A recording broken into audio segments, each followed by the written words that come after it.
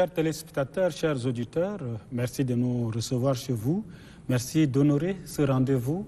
Aujourd'hui, nous parlons encore des politiques publiques et sectorielles. Faut-il le rappeler, la politique publique et sectorielle, c'est l'ensemble des objectifs du gouvernement dans les différents secteurs de développement et cela concerne plusieurs axes. Aujourd'hui, nous nous intéressons à l'axe fonction publique, emploi, formation professionnelle et entrepreneuriat jeune. Ça semble un peu vaste, mais avec nos invités, nous allons passer par étapes pour décortiquer ces différents points que nous venons de citer. Nos invités de marque sont, je commence par ma gauche, M. Abdoulaye Abakar, qui est un ancien membre du gouvernement, ancien ministre de la fonction publique, président du sous-comité fonction publique, emploi des jeunes, formation professionnelle et entrepreneuriat. Monsieur le ministre, merci d'avoir accepté notre invitation. Merci pour votre invitation. À ma droite, M. Ouya Bourma Malato, il est aussi membre d'un sous-comité, la thématique politique publique et sectorielle au niveau de CODNI, Comité d'organisation du dialogue national inclusif. Merci M. Ouya. Bonjour, merci. Un habitué, puisqu'il était là pour la première fois, il vient pour la seconde fois. C'est Dr Moussa Ali Zakaria. Lui, il est président du grand groupe sectoriel au niveau de CODNI. Merci d'avoir accepté de participer à cette émission. Merci à vous et aux téléspectateurs aussi. Voilà, nous allons donc aborder les différentes thématiques, les questions qui sont posées ici en termes des informations que nous cherchons. Nous avons l'impression que la fonction publique reste unique pourvoyeuse de l'emploi au Tchad. C'est l'impression que tout le monde a. Monsieur le ministre, est-ce que vous pouvez confirmer ou infirmer cette question que les Tchadiens se posent? Merci beaucoup, monsieur Zoutané.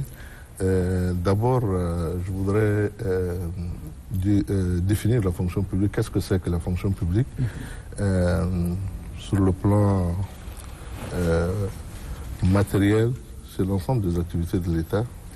Et sur le plan organique, c'est l'ensemble du personnel recruté dans le cadre de la fonction publique. La fonction publique, en tant que telle, est née après la colonisation et a hérité des textes coloniaux. Et c'est ainsi que, au niveau du Tchad, nous avons l'acte législatif de 1958 qui régissait le personnel de la fonction publique du Tchad et complété par l'acte législatif de 1959. Ce sont ces textes qui régissaient les agents publics de l'État. Là, nous sommes toujours avant l'indépendance. Avant l'indépendance. Et ces textes ont continué à régir l'administration, même après les indépendances. Il a fallu attendre les années 62 pour qu'il y ait une loi, la loi 27 paires, pour régir les fonctionnaires du Tchad. À l'époque, le besoin en personnel était énorme. Et on recrutait à tout venant. Il n'y a pas de besoin spécifique. Et il n'y a pas de candidats, assez de candidats pour intégrer la fonction publique. Donc on a recruté à tout venant. Et à l'époque, le niveau des candidats était généralement très bas. On recrutait au niveau de CP, ce qui ne se fait plus aujourd'hui. On a recruté dans ce cadre-là et on a continué à recruter parce que les besoins étaient énormes. La fonction Il fallait donc remplacer les nationaux, remplacer les expatriés par les nationaux dans les différents secteurs. Voilà. Et il n'y a pas, dans le budget de l'État, il n'y a pas un budget spécifique pour un département ministériel. C'est une enveloppe globale où on puisait pour recruter dans chaque département ministériel. Il a fallu attendre un moment pour s'apercevoir qu'on ne peut plus recruter sans spécifier le recrutement. C'est dans ce cadre-là que chaque département ministériel spécifie des besoins et que même la loi des finances précise quel emploi recruter. Donc, les choses commencent par se préciser de plus en plus, par se rationaliser.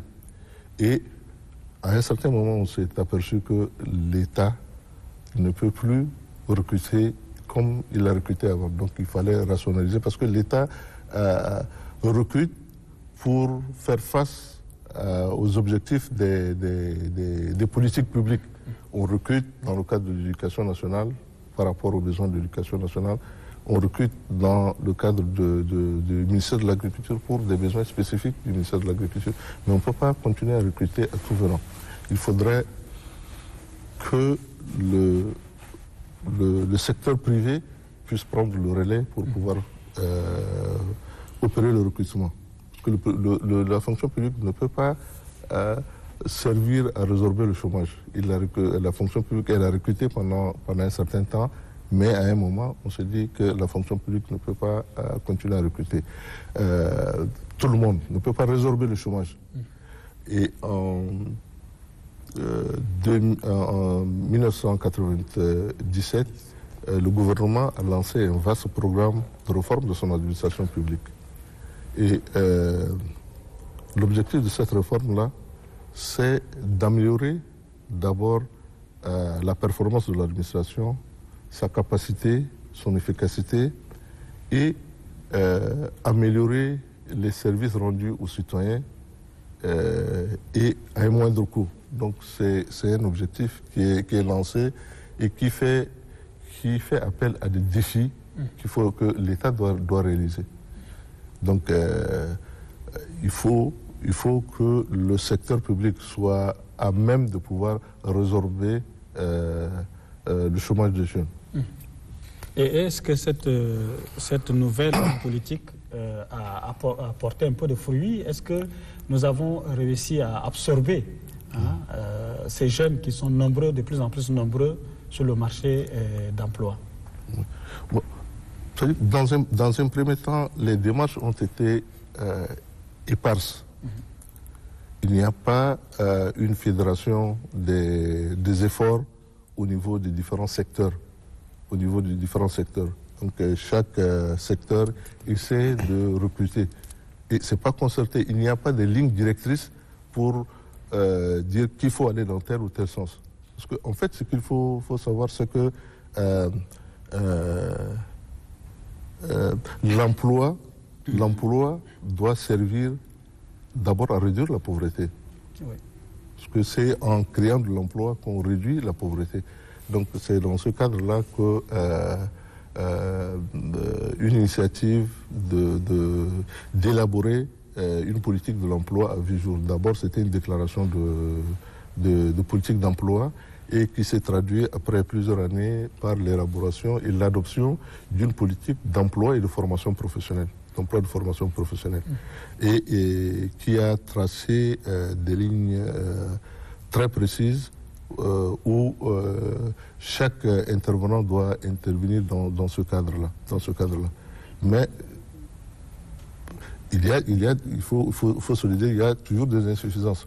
Parce qu'il n'y a pas un cadre de concertation entre les différents acteurs. Parce qu'aujourd'hui, l'emploi, ce n'est pas seulement la fonction publique. Oui, et surtout pas la fonction publique. Là, il faut faire la promotion du secteur privé pour qu'il y ait également... Même je parle du ministère de la fonction publique en tant que ministère. Il y a d'autres ministères. L'agriculture, il y a la création de l'emploi dans le cadre de l'agriculture. Sans passer par la fonction publique? Non, impulsé, j'en arrive. L'agriculture doit avoir une politique de création d'emplois au niveau de l'environnement, au niveau de l'élevage. Dans tous les secteurs, il doit y avoir des initiatives. Mais il doit y avoir une plateforme de tous ces instances-là pour pouvoir fédérer les actions et respecter les lignes directrices de la création de l'emploi. Alors nous restons toujours sur la même question, que la fonction publique reste toujours pourvoyeuse de l'emploi. Aujourd'hui, le ministre vient de relever que la fonction publique a fait beaucoup d'efforts et malheureusement nous avons beaucoup de chômeurs, nous avons beaucoup de diplômés qui continuent à attendre la fonction publique. Alors qu'est-ce qui se passe réellement, docteur? Est-ce que c'est la fonction publique qui est saturée. Et pourtant, quand on regarde au niveau de l'éducation, par exemple, dans certains établissements scolaires, à l'intérieur du pays, il n'y a pas d'enseignants. Alors qu'au niveau de la fonction publique, on a l'impression que c'est saturé. Au niveau de la santé également, c'est la même chose, c'est le même constat. Merci pour la question. Avant de répondre directement à cette question, permettez de faire un petit détour sur la base de ce que vient de dire Monsieur le ministre. Nous avons hérité du système de fonction publique de la colonisation.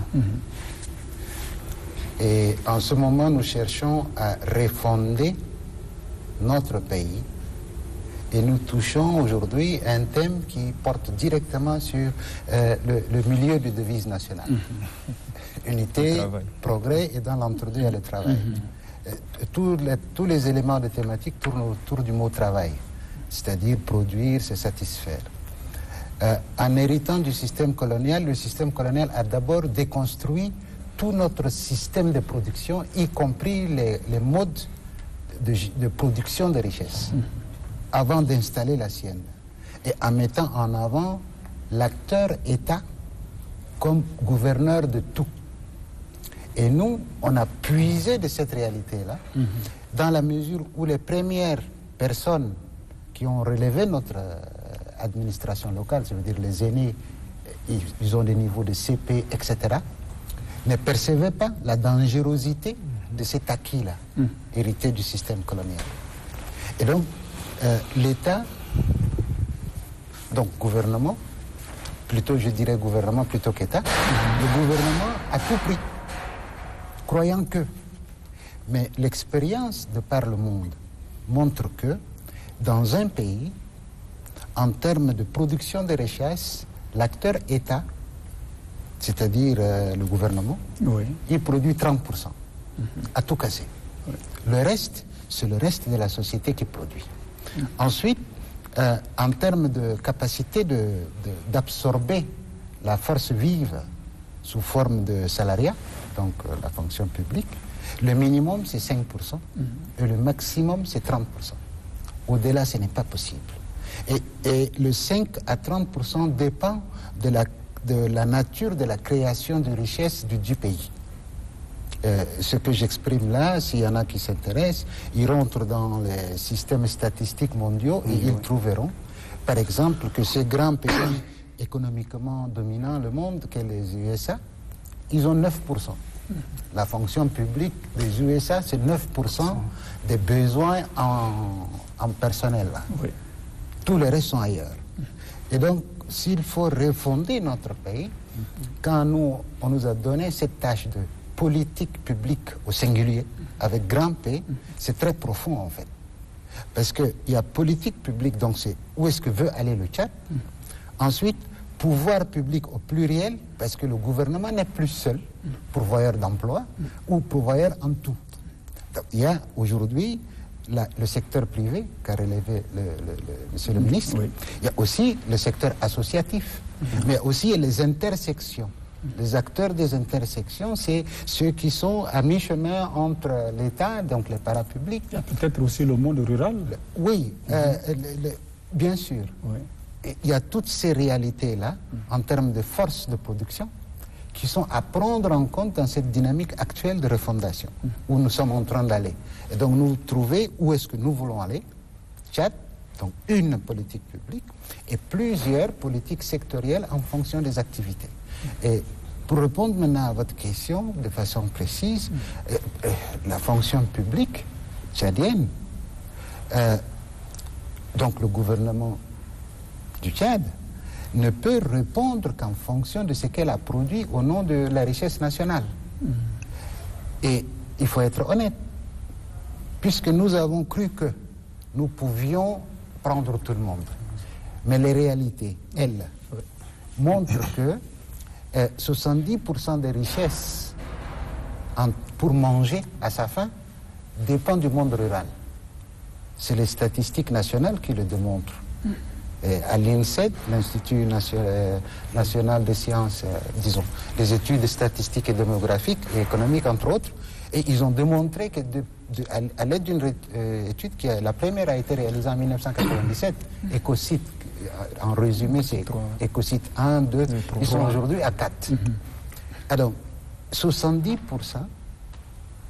de ce que les Tchadiens mangent provient des ruraux et des citadins qui se débrouillent dans les petits marchés. Ça, c'est la réalité. Et donc, comment faire en sorte que même ce groupe soit acteur pour pourvoir de l'emploi?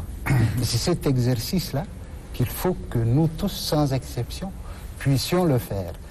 Le gouvernement actuel et la société civile, élargie dans la société civile, c'est que vous-même, si vous sortez votre casquette de journaliste, vous arrivez à la maison, vous allez à l'association des quartiers, vous êtes société civile. Donc ça, c'est un concept très bateau, mais dans tous les cas, que tous ceux qui produisent déjà comme fonctionnaires de l'État que nous sommes, et à côté, quels sont les autres pourvoyeurs d'emploi. Et on doit nécessairement aller à cela, sinon on va être dans l'imaginaire sans toucher du doigt les réalités. Et cet imaginaire de dire que l'État peut tout faire, eh bien non. L'État ne peut que faire 30% des besoins d'un pays. C'est de l'utopie. C'est de l'utopie. Et donc, oublions tout ce que nous avons hérité du système colonial, même si ça nous a fait miroiter, ça reste un mirage.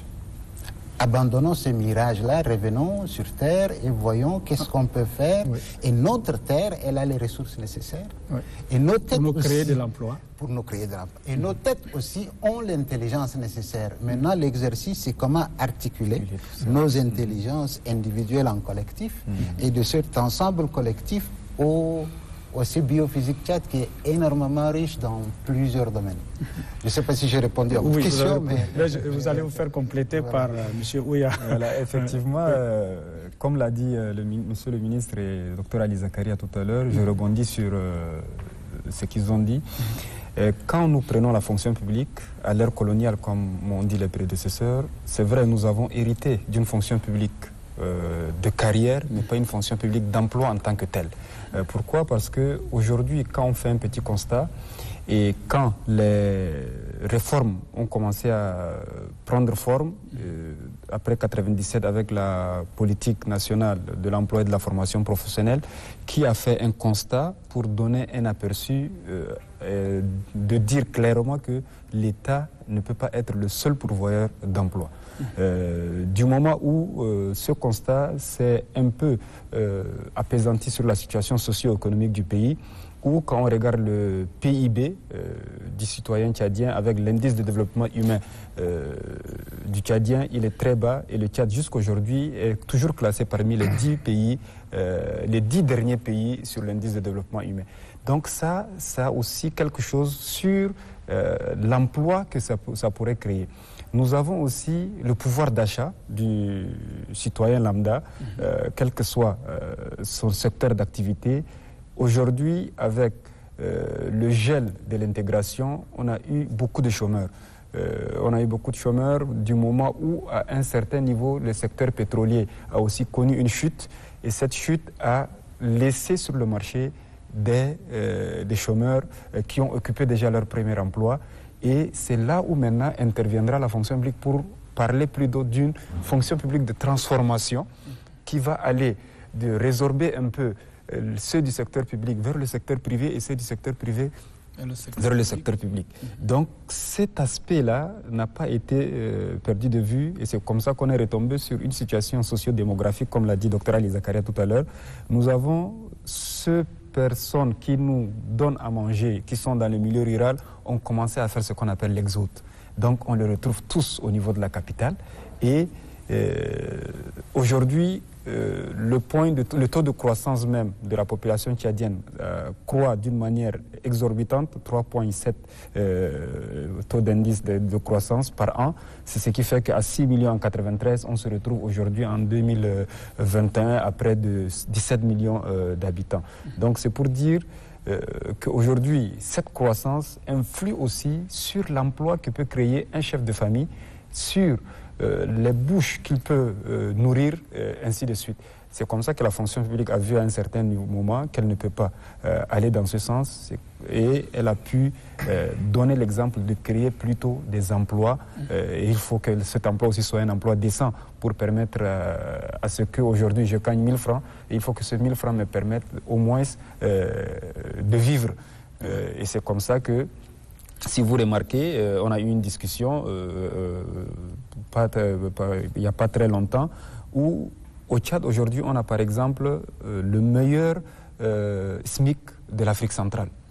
Et avec ce SMIC, les citoyens n'arrivent pas aussi à joindre les deux bouts. Oui, parce que le coût de vie... Voilà. Donc, vous convenez avec moi que le coût de vie est exorbitant et ce coût de vie-là est dû à ce qu'on appelle une inflation quelque part qui est arrivée. Et c'est comme ça qu'à un certain moment, les réformes ont commencé à venir.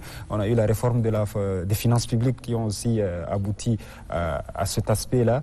Et aujourd'hui, nous sommes tous conscients que la fonction publique à elle seule ne peut pas résorber tous ces chômeurs pour aller comment on appelle, à l'exercice de l'emploi décent.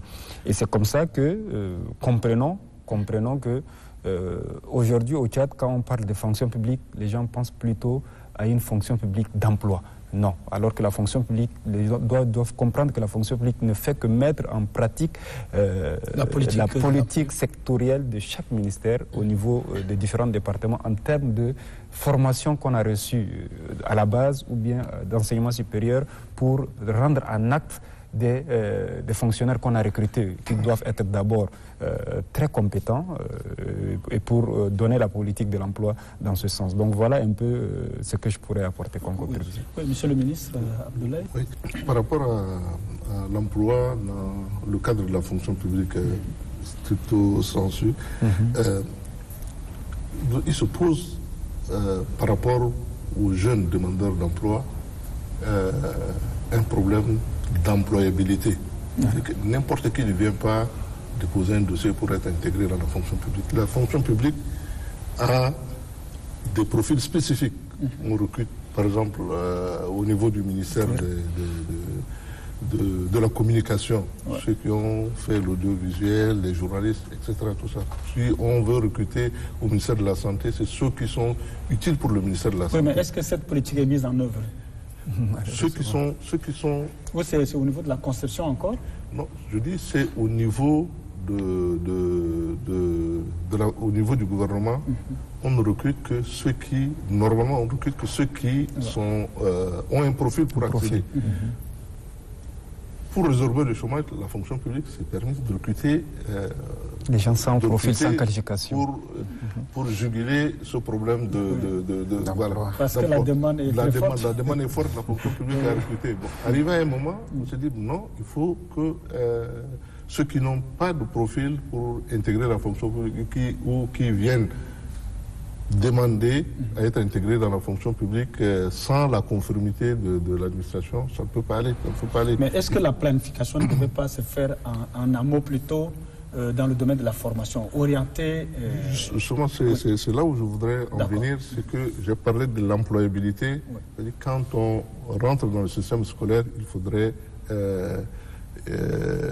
privilégier là où on doit aller travailler. Les besoins se font sentir. Pas aller, par exemple, quelqu'un qui va faire une formation qui est destinée pour le privé. Il ne peut pas prétendre venir intégrer la fonction publique. Ce n'est pas possible. Donc il faut à la base qu'il y ait un gros travail d'orientation professionnelle, au niveau même primaire, au niveau primaire, secondaire, que l'enfant essaie de savoir où est-ce qu'il veut aller. Parce qu'on ne se lève pas un bon matin avec n'importe quel diplôme pour intégrer la fonction. Donc il y a un gros travail à faire au niveau du système éducatif, surtout au niveau de l'orientation professionnelle. Parce qu'aujourd'hui, si l'État veut recruter des inspecteurs d'impôts, l'État a sa propre structure de recrutement. C'est l'État qui recrute, mais on ne peut pas se faire former, par exemple, ailleurs et vouloir intégrer la fonction publique. Si l'État, par exemple, aujourd'hui, le privé ne peut pas former des policiers. Ça, c'est du domaine régalien de l'État. Donc, il faudrait que les parents d'élèves se réveillent et essaient de s'occuper un peu de l'orientation professionnelle des enfants. Parce que quelquefois, eux-mêmes disent non, moi je vais faire la comptabilité, je vais faire la banque. Mais la banque, c'est pas destiné à la fonction publique. C'est pas destiné à la fonction publique. C'est pas destiné à la fonction publique. Donc il y a un problème, un gros problème d'orientation professionnelle qui se pose et pour qu'il y ait une employabilité des jeunes. Et puis, ce qu'il faut se dire aussi, que la fonction publique, c'est pas le domaine des fainéants. Ouais. C'est-à-dire que la fonction publique a besoin de talents. Comme le docteur l'a dit, il y a la réalisation dans les différents secteurs. Et là, dans ce cas, il faut qu'il y ait des tris au niveau de choix des candidats. La sélection doit être rigoureuse. Est-ce qu'on va arriver un jour à organiser des concours pour le recrutement à la fonction publique? Les textes le disent. Le concours, on est déjà là-dedans, parce que quand on organise le concours de l'État, c'est un concours d'intégration dans la fonction publique. C'est peut-être le concours de recrutement direct qui reste à être à compléter la panoplie des modalités d'intégration dans la fonction publique. Et même si on rentre dans la fonction publique, la philosophie de la fonction publique, c'est que vous êtes dans la fonction publique, vous êtes un talent. Si vous voyez la note exigible pour avancer, c'est pas 10. 10 passable, ça veut dire que vous ne méritez pas de rester dans la fonction publique. La note exigible, c'est la note 17. C'est-à-dire qu'il faut que ceux qui rentrent soient des talents. Supérieur ou égal à 17. À 17. Quelqu'un qui n'est pas talentueux, c'est quelqu'un qui doit être éjecté de la fonction publique. Parce qu'il faut que les politiques publiques soient réalisées. Voilà, pour compléter, Monsieur le ministre, effectivement, quand nous parlons de talent à la fonction publique, c'est vrai, aujourd'hui, la fonction publique, nous sommes tous conscients qu'elle regorge de ces personnes-là qui n'ont ni qualification, ni compétences nécessaires pour exercer le travail. Il y en a qui ont la compétence, mais qui ne font rien. Qui ne font rien. Et pourquoi? Parce qu'il n'y a pas une politique de l'emploi, une orientation en tant que telle qui leur permet d'occuper un poste donné. Puisque le recrutement ne se fait pas par poste. Le recrutement se fait pour résoudre un problème social qui est le chômage, alors que normalement le recrutement doit se faire par rapport à un poste vacant au niveau de la fonction publique, comme l'a dit Monsieur le ministre tout à l'heure.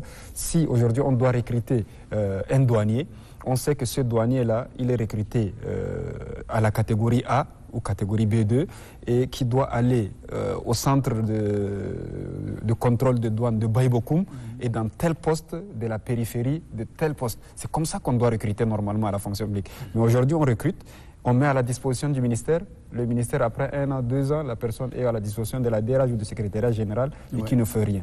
Et par finir, il y en a qui se retrouvent au garage, comme on dit, sous les arbres, et ils cherchent à avancer, ou ils cherchent à être titularisés, alors que c'est là où intervient la compétence et la fonction publique, comme on l'a dit tout à l'heure, les textes sont là. Il y a une commission administrative paritaire qui est mise sur place, qui est composée des représentants du personnel et puis de l'administration. Ces derniers essayent de noter le fonctionnaire ou l'agent de l'État en fonction de sa réalisation, de sa performance dans l'exercice de sa fonction. Normalement, c'est comme ça que ça se passe. Mais malheureusement, ça ne se fait pas et on donne des notes forfaitaires, 18, 19, 17, et les gens avancent pour avancer. Et c'est ça aussi, c'est un problème réel qu'il faut relever et qu'il faut, à l'avenir, résoudre ce problème pour donner la chance d'avancer ou de titulariser qu'aux fonctionnaires qui arrivent à sortir leur tête de ce carcan-là. Donc ça, c'est un problème qu'il faut résoudre et qui peut essayer, vraiment résoudre ce problème d'employabilité qu'on a relevé tout à l'heure. Merci. Voilà. Et docteur Ali Zakaria, on est en train de parler déjà en termes de quelques ratés qu'on a constatés, puisque nous avons acquis cette situation de nos colonisateurs et on cherche à adapter la situation à nos réalités. Et est-ce qu'on a déjà une politique national en matière de l'emploi, mais est-ce qu'on peut déjà dire qu'il y a des acquis ou il y a beaucoup d'échecs? Non, les deux existent. Il y a eu beaucoup d'acquis. C'est clair que depuis 1997 à nos jours... Tout n'est pas noir, donc quels sont les acquis? Depuis 1997 à nos jours, il y a eu cette initiative de l'adéquation entre formation, emploi et FE, éducation, formation, emploi. Mais qui ont disparu, ces projets? Non, ça n'a pas disparu. Ça n'a pas disparu. Ça a eu beaucoup d'effets, en fait. C'est autour de ces EFE qu'est né le FONAP.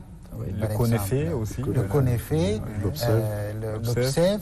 Bon, OPSEF, on dit des jargons, mais c'était l'Observatoire de l'emploi au Tchad, et puis le Fonds d'appui à la formation, etc.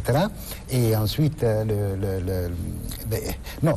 ce que je veux, l'ONAPE aussi qui est en train tout ça, c'est la déclinaison de ce qui s'est fait à partir de 1997, comme l'a relevé le ministre.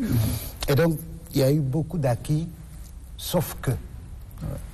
C'est le sauf que qui est intéressant. Et la situation persiste.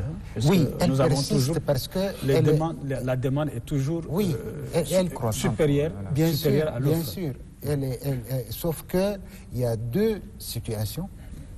Tant qu'elles ne sont pas articulées, le même problème ira grandissant. C'est sur le plan immatériel, ce qui se passe dans nos têtes. C'est important de dire que les jeunes, sachez que la fonction publique a une capacité de réponse venant du gouvernement. Et cette capacité de réponse dépend de la production de la richesse nationale via les impôts et taxes et autres rémunérations que l'État peut avoir de ses relations bilatérales et multilatérales, etc. Et donc cette capacité de réponse, il n'y a pas que de réponse en termes de salaire, mais cette capacité de réponse de l'État, c'est aussi en termes de production de services, santé, éducation, etc. Donc l'argent, on va faire du terre-à-terre, l'argent qui va servir pour payer les fonctionnaires, anciens comme nouveaux à recruter, dépend de ce qui reste. Donc la capacité de réponse de l'État est déjà limitée. L'État en tant que gouvernement, je veux dire. Parce que l'État du Tchad, il y a plusieurs acteurs maintenant, comme on vient de le dire, et qu'il faut que les autres aussi commencent à bouger comme il se doit. Les autres acteurs, c'est le secteur privé. Aujourd'hui, on a des secteurs privés qui n'assument pas, très honnêtement. Et qui ne se mettent pas en lien avec l'intelligence des jeunes diplômés. Il y a un exercice à faire. Ça demande un encadrement? Oui, d'abord une mise en relation, et pour dire que ces jeunes-là, ils ont tel talent pour tel domaine, et que ça les aide, eux, les opérateurs économiques, sur X ou Y domaine, que ça va faire croître leur richesse et par ricochet leur capacité de réponse sociale. C'est-à-dire d'un côté, ils recrutent quelques jeunes et de l'autre, l'argent qui rentre dans les circuits du quotidien des gens fera à ce que la femme qui fait le mosso au Petit Mille, au marché Petit Mille, ou disons à Dembe ou la Mandagna au marché de Petit Mille, puisse aussi avoir très rapidement à vendre ses produits. Donc il y a ce premier exercice immatériel à faire.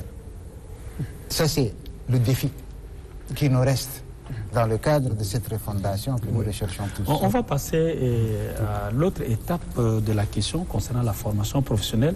Mais avant d'y arriver, je voudrais avoir une idée sur ce que le gouvernement fait, par exemple, pour encourager les grandes firmes internationales qui s'installent chez nous, qui travaillent dans le domaine, par exemple, du pétrole, des mines et autres, d'octroyer un quota significatif aux Tchadiens, puisque nous avons des diplômés qui peuvent intervenir dans ce domaine également. Est-ce qu'il y a eu une politique dans ce domaine?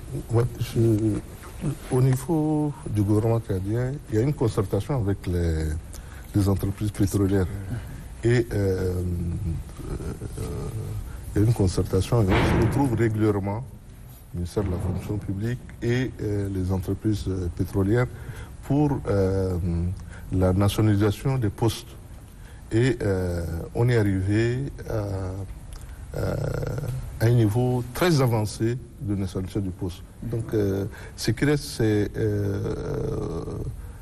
c'est pas grand-chose. C'est pas grand-chose des postes de responsabilité au niveau des entreprises pétrolières.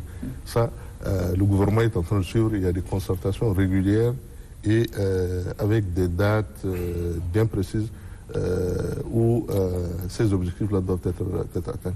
Mais ce qu'il faut dire, je parle toujours de l'employabilité, à l'époque de l'extraction du pétrole, il y avait beaucoup de création d'emplois dans le secteur pétrolier. Mais les entreprises étaient obligées de recruter des Philippins, des Portugais pour faire ce travail, parce qu'il n'y a pas de profil, il n'y a pas de soudeur de pipeline, il n'y a pas de grutier, il n'y a pas de médecins spécialistes de l'environnement. Il n'y a pas de cuisinier comme tel. Il n'y a pas de cuisinier. Parce que cuisinier, il faut être cuisinier avec un diplôme. Mais à l'époque, je dis parce que je faisais partie au niveau de l'ONAP, de l'équipe qui est chargée de donner son avis pour le recrutement. On est obligé de prendre des cuisiniers de l'extérieur. Parce qu'il y a des cuisiniers, mais des cuisiniers qui n'ont pas de diplôme.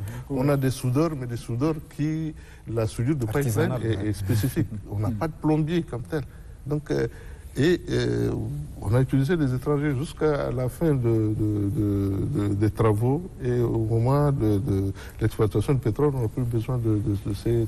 Donc, je dis toujours que c'est un problème d'employabilité. Ouais.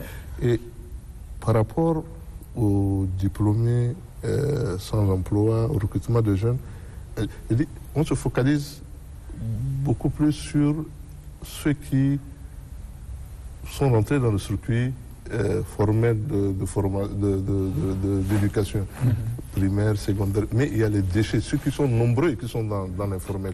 Ils sont plus nombreux que ceux qui sont à l'école. C'est vers ceux-là qu'il faut axer les actions du gouvernement. Et c'est dans ce cadre-là, par le biais de microcrédits, il y a l'ONAP, il y a d'autres structures de microcrédits qui le font. Et pendant la mise en place de la politique de l'emploi, nous avons attiré l'attention de toutes les structures supposées créer de l'emploi d'avoir un regard vers la finance islamique qui est oubliée. C'est-à-dire qu'une grande partie de la population n'adhère pas au microcrédit à cause de l'intérêt qui est considéré comme usure. Une grande partie, 50%, plus 50% qui est là. Et il faut mettre en place, je crois que c'est tout récemment que la finance islamique est en train d'être installée dans tout. Et c'est un produit qui fait ses preuves, qui s'est fait ses preuves. Et ce qu'il faut dire, c'est qu'on parle de la finance islamique, mais ce n'est pas une structure qui est destinée uniquement aux musulmans. Non, la finance islamique, c'est pour tout le monde. Ça s'appelle la finance islamique, mais musulmans, chrétiens, n'importe qui peut souscrire à cela. Voilà. Je pense que ce que le ministre vient de relever au moment où les grandes entreprises s'installaient dans le secteur du pétrole, c'est là et constitue un échec. Et aujourd'hui, est-ce que la politique orientée vers la formation professionnelle commence par porter des fruits? Effectivement, aujourd'hui, la politique orientée vers la formation professionnelle, comme l'a dit M. le ministre, à un certain moment donné, le constat s'est avéré que les formations se font sans aucune orientation donnée. Et si l'une aussi des conclusions de la politique nationale de l'emploi et de la formation professionnelle avait suggéré qu'il faut plutôt orienter les formations techniques et professionnelles à la base. C'est comme ça qu'on a vu la création de beaucoup de centres de formation technique professionnelle. Ouais, on a aussi des instituts universitaires. Aussi des instituts universitaires privés et techniques et publics. Nous avons eu, par exemple, au niveau du secteur, dans chaque domaine d'activité, un centre de formation ou bien un secteur d'activité qui a fait ses preuves. C'est comme ça que l'État a créé, par exemple, le centre de l'Institut universitaire des sciences et techniques d'Abéché. Nous avons eu l'Institut supérieur de pétrole de Mao. Donc c'est comme ça qu'on a vu à un certain moment qu'on ne peut pas postuler à certains emplois qui sont dans nos propres pays et qu'il faut faire appel à l'extérieur, qu'on a eu l'aimabilité de créer ces structures-là. Donc ça, ce sont des acquis qu'il faut relever. Et cette formation aujourd'hui ne doit pas être beaucoup plus axée sur le supérieur parce que c'est à un certain niveau, mais il faut aller vers la formation technique professionnelle à la base. Nous avons... Pas au niveau du supérieur. Pas au niveau du supérieur, parce que pourquoi aujourd'hui il y a un pléthore de personnes qui n'ont pas accès à l'éducation. Et ces personnes-là ont besoin d'une formation à la carte, d'une formation diplômante, d'une formation certifiée pour leur permettre de connaître un domaine d'activité et qui leur permettra de s'insérer facilement ou bien de créer leur propre emploi facilement. Donc c'est de ça qu'on a besoin à l'heure actuelle pour que chacun essaye de sortir sa tête de l'eau en essayant de créer son propre emploi. C'est comme ça que moi je reprends toujours dans mes discussions et quand on a parlé de la finance islamique et autres, c'est-à-dire aujourd'hui le petit soudeur, la petite maman qui vend du poisson crée ce qu'on appelle de la valeur. Elle crée de la valeur par rapport à cette activité-là. Et cette valeur qu'elle crée, elle essaye de rémunérer la valeur qu'elle a créée là avec certaines activités qu'elle entreprend. Et cette valeur encore créée est partagée dans le même cercle familial et c'est ça qui fait qu'il y a une chaîne qui est en train de circuler pour que la création, la rémunération et le partage de la valeur créée envoient à ce qu'on appelle une autonomisation de la personne et l'État ne peut pas aujourd'hui dire que je vais employer alors que si on donne une activité aux jeunes, on les forme, ça va les aider plutôt à eux-mêmes se prendre en charge. Au-delà de la formation, nous avons dans un passé récent ou bien même à l'heure actuelle une pléthore de personnes qui disent que vous entendez à gauche on parle de l'entrepreneuriat, à droite de l'entrepreneuriat, mais sans toutefois inculquer ce qu'on appelle l'esprit d'entreprise dans la tête de ces jeunes-là. Donc aujourd'hui, quand on crée des emplois, on crée des activités génératrices de revenus, sans toutefois avoir ce qu'on appelle l'esprit d'entreprise, ça ne va qu'aller à l'échec. Pourquoi à l'échec? Parce que pour démarrer une activité socio-économique, il faut au moins faire ce qu'on appelle dans le jargon entrepreneurial l'étude de marché. Et tous aujourd'hui, on reçoit un petit fonds, on se dit non, je vais créer, je commence, et puis après 1 mois, 2 mois, ça n'avance pas. Oui, justement, qu'est-ce qui est la cause? Qu'est-ce qui est la cause? Est-ce que c'est parce qu'ils n'ont pas une bonne base? Effectivement, il manque de formation? La cause, c'est qu'il manque une formation orientée vers le secteur d'activité donné. Et c'est comme ça que nous parlons généralement de l'adéquation en projet. Voilà, tu veux créer une entreprise de fabrication de galettes, par exemple, mais tu n'as jamais suivi une formation de cuisinier ou bien sur comment est-ce qu'il faut fabriquer les galettes. Tu peux créer l'entreprise, mais il faut te faire aider par quelqu'un qui a l'expertise dans le domaine. Alors que c'est ça qui manque dans l'orientation professionnelle de nos adhérents. Nous avons des jeunes qui peuvent être formés et qui pensent, aujourd'hui il y a des jeunes qui sont formés en comptabilité et qui pensent qu'ils ne peuvent que faire la carrière dans la comptabilité. Alors que c'est faux.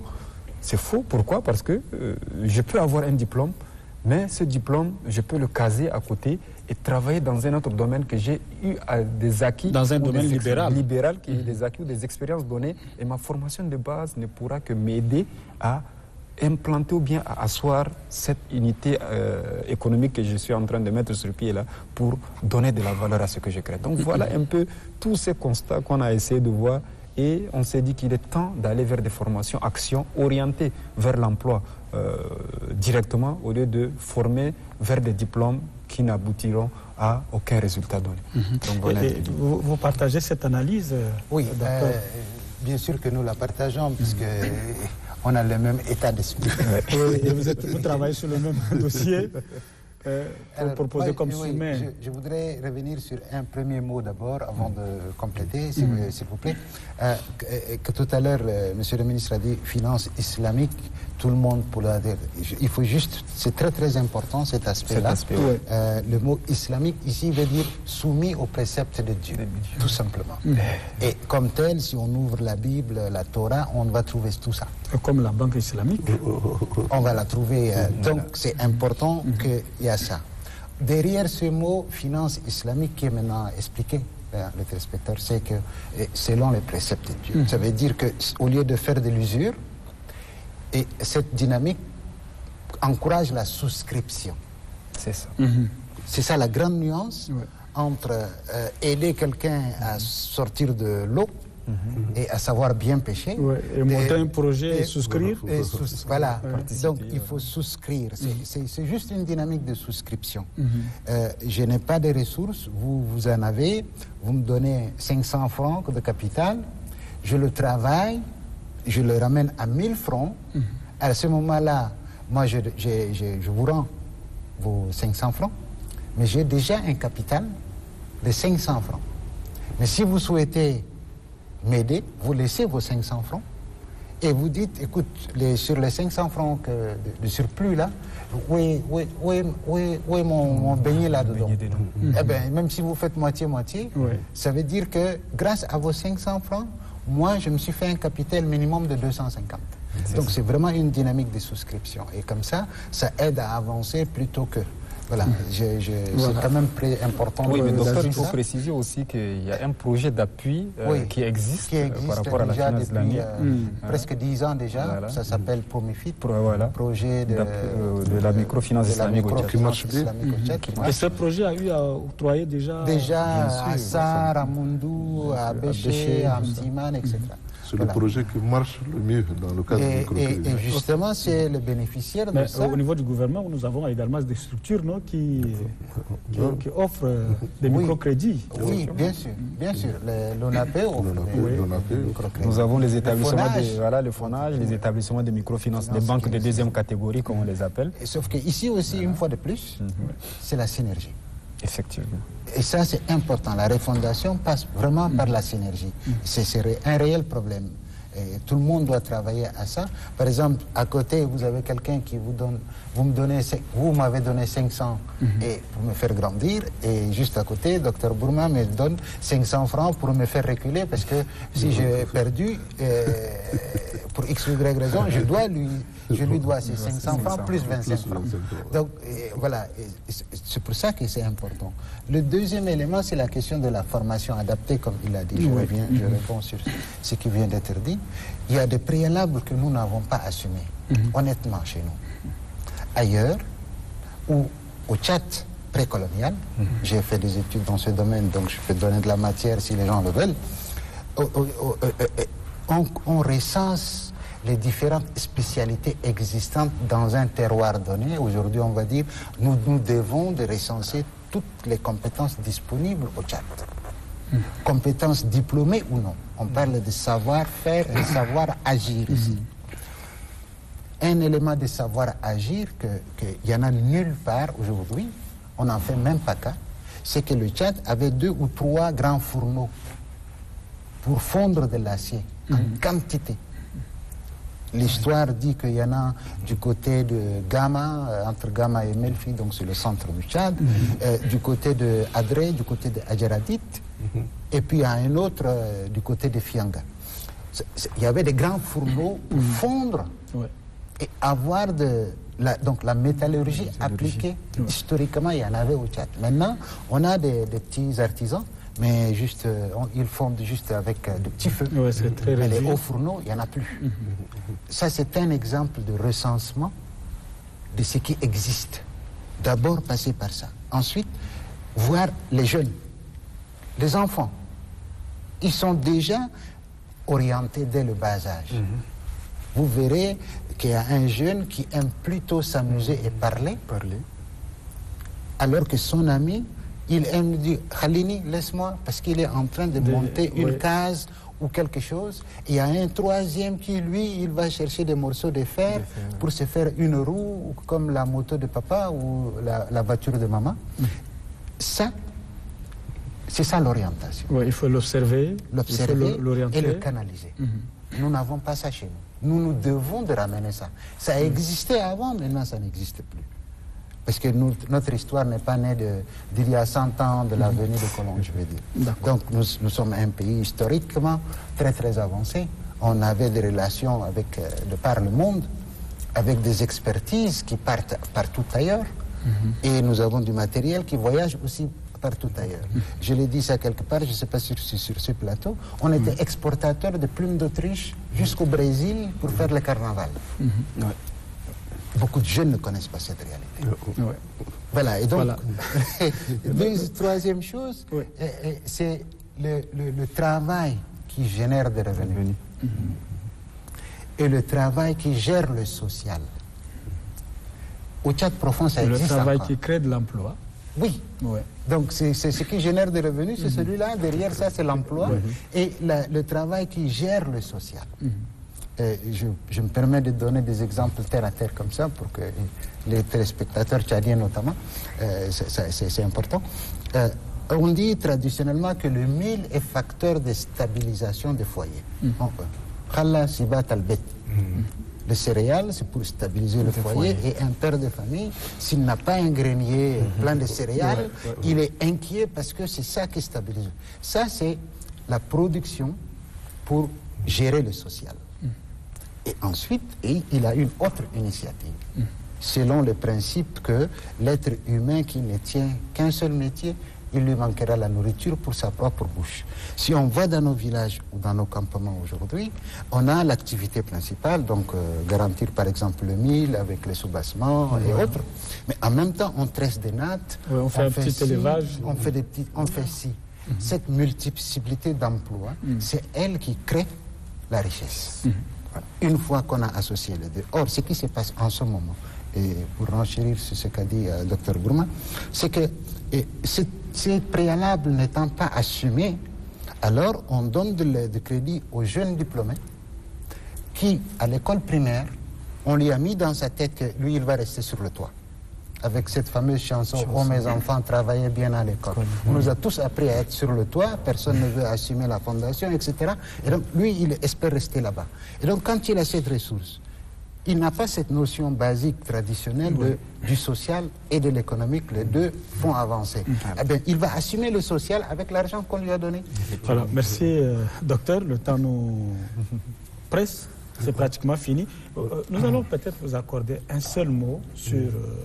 nous avons relevé qu'effectivement la fonction publique seule ne peut rien faire et qu'il faut créer de l'emploi, qu'il faut donc former. Et il ne faut pas seulement former au niveau supérieur, mais au niveau de la base.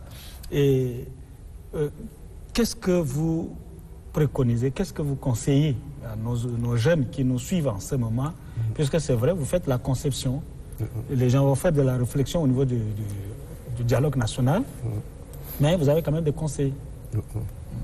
En deux mots. Moi, je préférerais finir par un mot sur l'administration. On a parlé de la fonction publique, de l'emploi, mais la responsabilité au niveau sectoriel, là où on doit réaliser les politiques sectorielles. Et ça demande un changement à ce niveau-là pour impulser les dynamiques au niveau sectoriel. Donc il y a des dysfonctionnements à corriger. Donc, il y a un changement qui doit se faire au niveau sectoriel pour impulser les politiques sectorielles. Et il faut, pour ce changement-là, qu'il y ait un noyau dur, un noyau administratif dur au niveau sectoriel pour impulser les changements au niveau de tous les secteurs. Sans cette stratégie, rien ne pourra se faire. Et ça, c'est annoncé dans la recommandation issue de la réforme de la fonction publique. On a tendance à perdre de vue. Il faut un noyau dur administratif au niveau sectoriel pour impulser. Au niveau du ministère de la Communication, au niveau de tous les ministères, il faut vraiment qu'il y ait ce noyau dur administratif-là pour pouvoir impulser, faire bouger la machine. Voilà, merci. Nous avons beaucoup d'idées, beaucoup de choses à dire, mais le temps qui nous est imparti est arrivé à sa fin. Nous tenons à vous remercier, chers invités. Docteur Ali Zakaria, merci à vous pour avoir accepté de participer pour la seconde fois à ce débat. Monsieur le ministre Abdoulaye Moussa, merci aussi. Oui, monsieur Abdoulaye Abakar, monsieur Ouya, merci Malato, merci aussi pour votre disponibilité. Merci. Chers auditeurs, mesdames et messieurs, chers téléspectateurs, merci aussi à vous de cette compagnie. Nous vous donnons rendez-vous pour le prochain numéro la semaine prochaine. Au revoir.